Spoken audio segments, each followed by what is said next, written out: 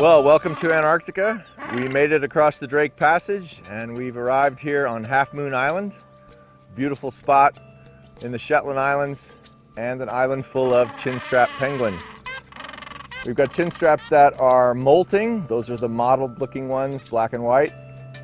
We've got chicks up there with tufts of down feathers on the tops of their heads and on the backs of their necks. Those are the chicks of this year. They're just about 7 or 8 weeks old. They grow very, very quickly. They're almost the size of the adults. And there are a few adults that have been coming up from the water, very clean and full of krill in their bellies, to come up and feed their chicks.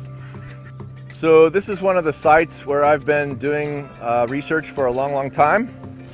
We've actually been counting the number of breeding pairs of chinstraps here for several years. The first time was in 1995. And at that time we had about 4,500 pairs of chinstraps. It's come down a bit to under 3,000 pairs. We can see that just by counting the number of active nests from year to year and the productivity of the chicks. It's an interesting study site that's been monitored for over 20-25 years now. And it gives us a little bit of an indication about what's going on here in the Antarctic environment. It seems that increased snowfall may be affecting their breeding sites, because down low we used to have quite a bit more activity of the chinstraps, and now they're just up high on the peaks. So it may be snowfall that's the factor limiting their reproductive success.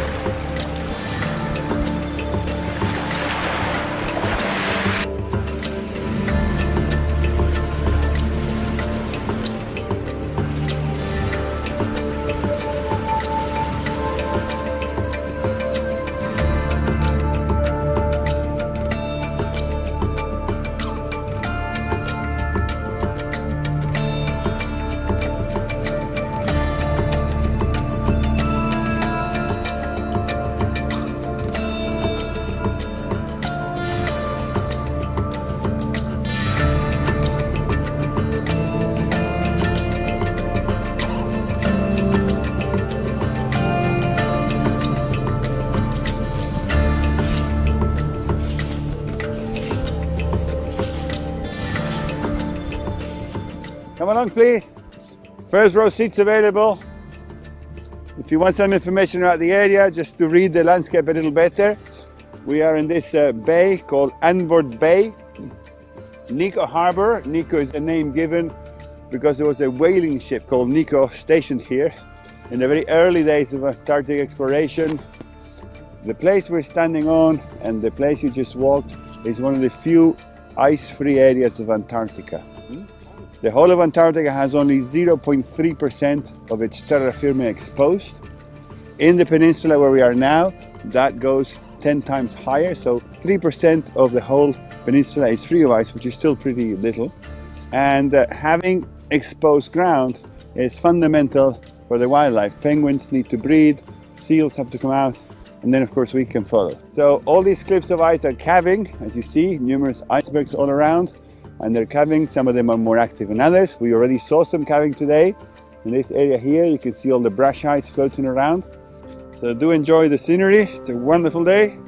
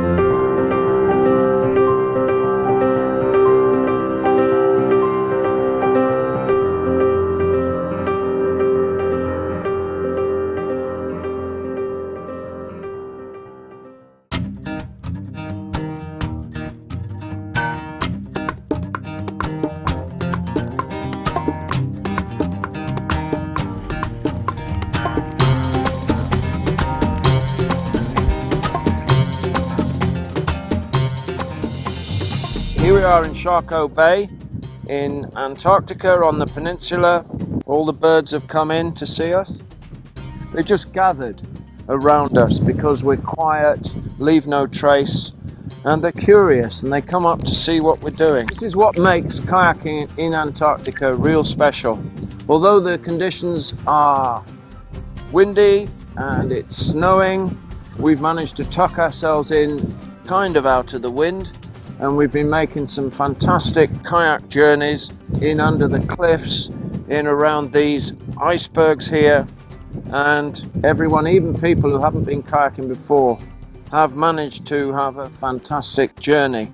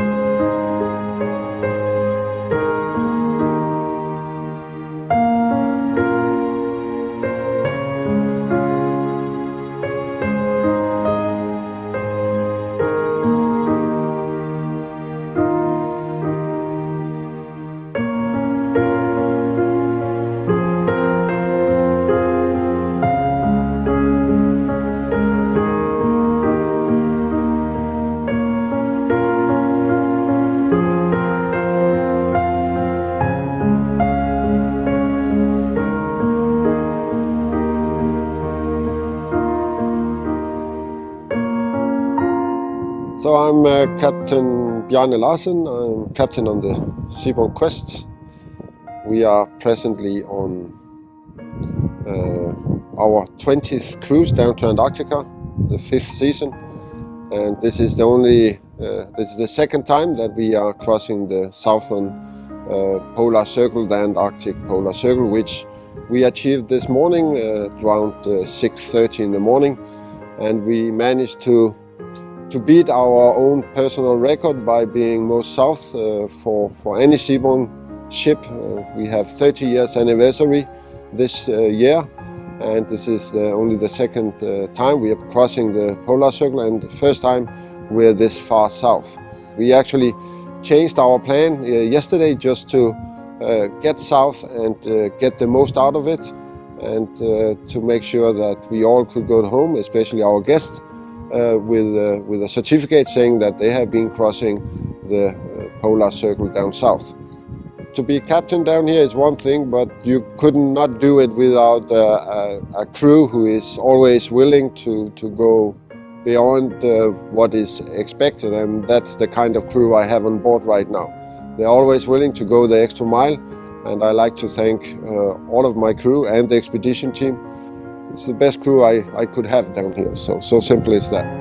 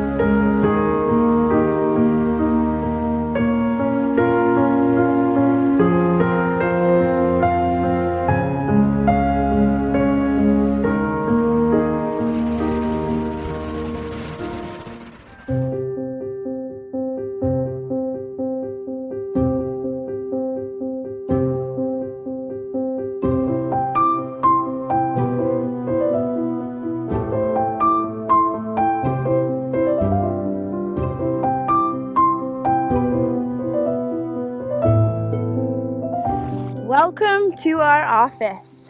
This is an incredible part of the world, and being here as a kayak guide offers us an incredible perspective. We are right down on the water, along the shorelines, paddling through brash ice, bergy bits, icebergs, watching penguins porpoise past us in the water, playing with frolicking fur seals and other seal species. We've got glaciers surrounding us. We're listening to Antarctica as she speaks, as the glaciers calve off, smashing down into the water. Some days we can have an interesting trip where we actually have to surf gently over the tops of these waves created by the calving glaciers.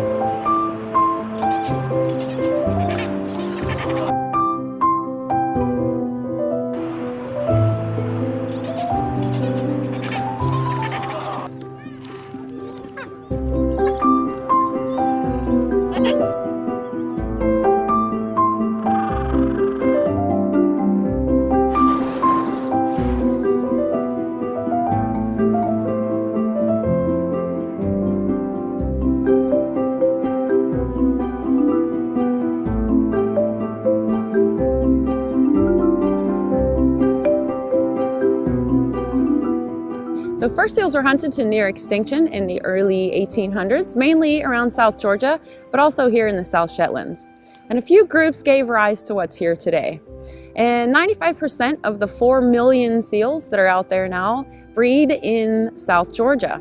But they come down here to the Antarctic Peninsula along the tip, mainly here in the South Shetlands, but a little bit further south also, in the summertime, in the late summer, so right around now.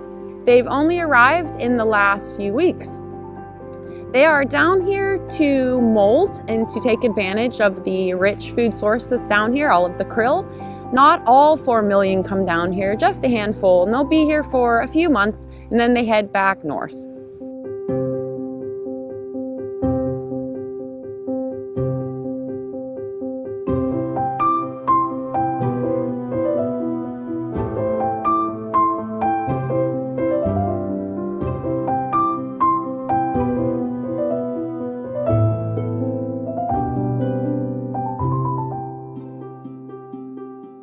But the main mission of UNESCO for World Heritage is to protect the sites that are important for humanity for the future generations. That's our task. We have about 1,000 of these sites, a little more than 1,000, and we work with public and private partners to protect the sites and to ensure that the future generation will be able to enjoy them. Well, the partnership with the Seaborn is a match between an international intergovernmental institution and a private operator that share the same values, they share the same view, they want to protect the sites for the future.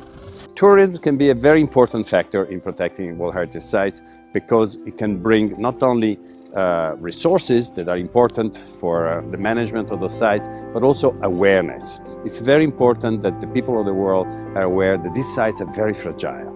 They're very exposed to risks. Tourism that is aware of this risk can be a very, very important help in the effort that we are conducting.